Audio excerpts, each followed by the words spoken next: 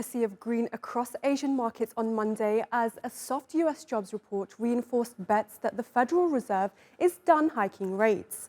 South Korea stocks led gains after the country reimposed a ban on short selling. That's when a trader sells borrowed shares to buy back at a lower price. The KOSPI jumped 5.6%, while the Kosdaq soared more than 7%, both closing out their best session since March 2020.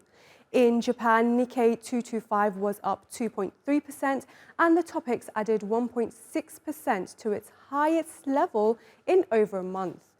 Hong Kong's Hang Seng rose 1.8%, and mainland China's CSI 300 gained 1.2%. They follow last week's gains in the US, where all major averages recorded their best weeks of the year. For more, let's bring in Han Tan. He's Chief Market Analyst at Xinity.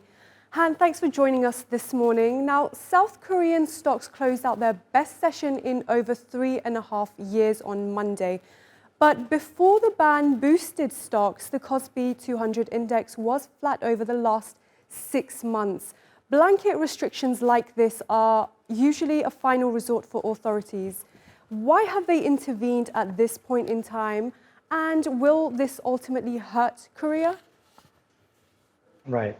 As to why, I think that's for policymakers to say, although they have fended off these assumptions that it's done for political purposes. But I think this would have a temporary boost, as you alluded to earlier. But it's clearly done more for optics because as the market matures, there needs to be healthy two-way movement, right? Investors and traders need the freedom to express their views. So while I understand that regulators are trying to improve the rules, I think ultimately it can't just be about propping up gains. Otherwise, it could lead to distortions or perhaps even bubbles that are detached from the underlying fundamentals of the economy and or the business.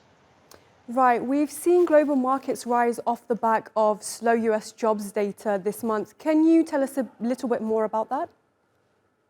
Yeah, so look, we saw this weaker than expected US jobs report on Friday, and it shows that the Fed rate hikes that we've seen since Q1 of 2022, those are having that dampening impact, that intended dampening impact on the US jobs market. So now markets hope that the Fed is not just done with its rate hikes, but perhaps that first rate cut could actually happen sooner rather than later, right now being penciled in for June of 2024. So while I think the markets are perhaps at risk of reading too much into some of the Fed's supposedly dovish signals from last week, I think we'll wait to see if Fed Chair Jerome Powell actually pushes back against the market reaction that we saw from last week.